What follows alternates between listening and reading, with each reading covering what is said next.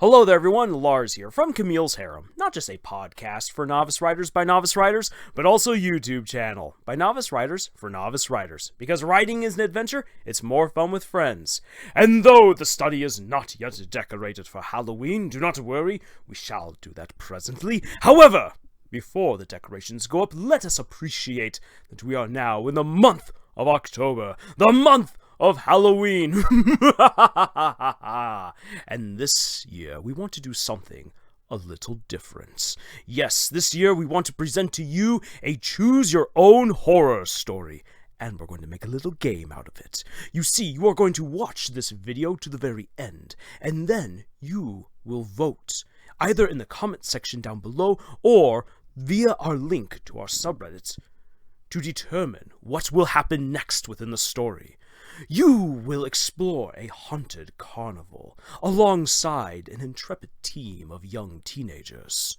It is up to you to decide whether they will live or die this very spooky night. Every few days, we will update the story based on the popular votes. So, if you wish for the story to swing a certain way, make sure that you share this video with as many people as possible, and hope that they vote the same way that you do. This is going to be a very fun game. Choose your own horror stories are always fun to do, and it's something that I've been doing every year now for the past, 7 years. And this time, we're doing it on YouTube. So, best of luck, enjoy the story, and we will see you again soon. The beginning.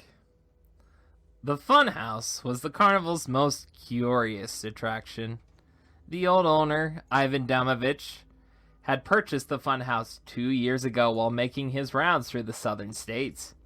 Ivan's sons and partners had vehemently protested their father's actions, but he was firm in his decision. He felt it was the kind of structure that could speak to everyone. His sons and the workers couldn't help but shiver each time they put it up and took it down. It was like a monster that didn't want human hands touching it. The funhouse in question was a strange mishmash of features and rooms. Like the builders had no idea what they were going for.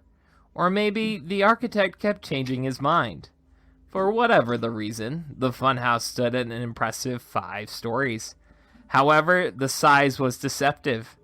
The entrance was a grand hall with a winding staircase up to the 3rd floor. The second was missing, chandeliers with cobwebs hung from the ceiling, illuminating the slides and fireman poles that allowed visitors to make a detour back to the bottom. 2 things made up the rest of the floor space. The left was a maze of warped mirrors. Many visitors had been lost in the maze for well over an hour, constantly turned around by the strange reflections. And putting your hand on the walls wouldn't help, as the panes of glass would turn and throw the unwary traveler into another corridor. On the right, there was a gallery of the future. It was as if the hope and imagination of the 1950s was wedded to the dark industrialism of the modern age. Dark murals of strange space travel decorated the walls, and bizarre devices were strewn about on display. Though its theme was not horror-related, many guests said they felt as if something evil was watching them through the eyes of gritty explorers and aliens, taking to the red stars of the night sky. If visitors went upwards, there they could find some real fun. Rooms of bouncy walls and floors with padded swinging obstacles barred the way to the castle towers that crowned the fun house. After jumping and beating one's way through, all that remained was a cramped, spiraling climb to the highest tower. From there, visitors could see the rest of the traveling carnival before sliding down to the bottom. The tallest tower was bejeweled with a flashing red light. Old Man Demovich said that he wanted it there to signal to any low-flying helicopters that there was a tall building in the area. Such a danger never existed, but the old man was adamant. It became a beacon that drew everyone's gaze at closing, a reminder that the strange monster remained in their midst, and that it watched over them. That same beacon is what drew you and your friends to the carnival that night. You sat in the back of the beat-up Astra van, watching it blink dully in the distance. Brad was at the wheel, holding hands with Jasmine. He called over his shoulder, "There's some fun beginning to roll in!" We chose a great night to come. I don't know about that. Mohammed complained, just in front of you. Mr. Wilkins gave us another project that is due on Friday. I'm not done yet. Relax, dude. You'll get an A like you always do. Jeff said, leaning back in his seat. Oh, didn't mean to crush you there, Audrey. The small redhead next to you squeaked. Oh, it's all right. She was practically squashed into the faded, ripping cushions. You looked out the window and saw the fog coming in. You asked, Are you sure everything's gonna be okay? I know you've got keys and everything, but if the old man finds us, we are trespassing. Relax. Brad said soothingly. His son Gregorio is on guard duty tonight. I have never seen the guy not drunk when he should be working. We can slip in for some quick fun and be out of there before anyone even notices. Brad had a part-time job whenever the carnival rolled into town. His father was friends with the owners and thought it was a good way to get his normally lazy son to do a job that he hoped Brad would find fun. Brad did have fun, screwing around.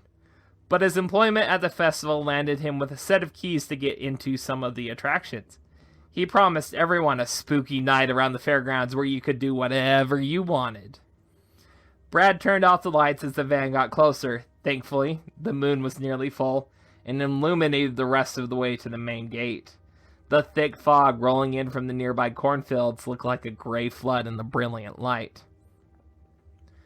Silently pulling up to the gate, Brad quickly got out and fumbled with the lock.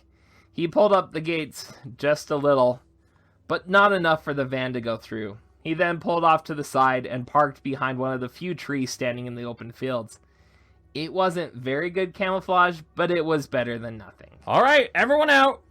You all piled out of the Astro. Jasmine immediately clung to Brad once again.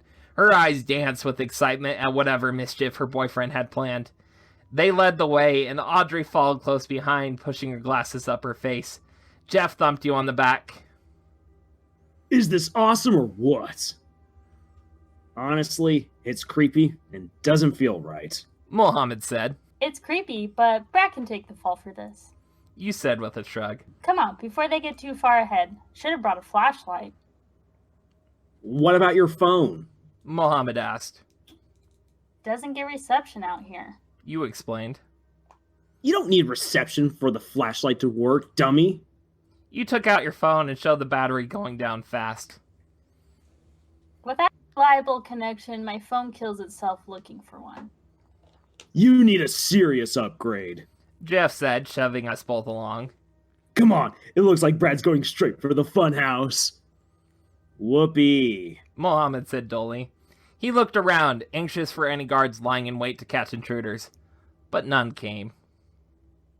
The fog was spilling into the carnival. A cold breeze came out of the cornfields. You shivered, thinking about the monsters that could easily hide themselves among those tall stalks. But of course you would never voice that out loud, even to your friends. You three caught up with Brad, and the two girls right at the yawning entrance to the fun house. It loomed over you, glaring red with the lazy flash from the warning bulb atop its central tower.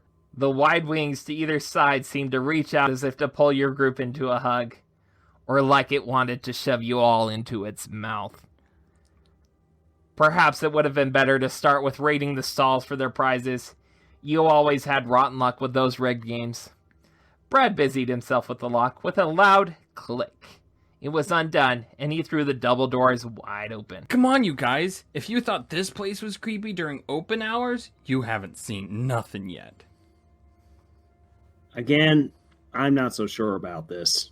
Mohammed began, saying before both you and Jeff dragged him inside.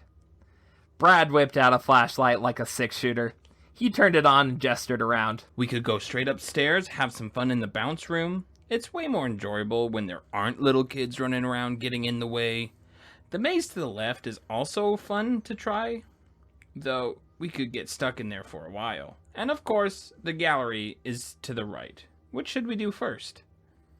Homework? Mohammed suggested. Why do we even bring a killjoy like you around? Jasmine asked, rolling her eyes.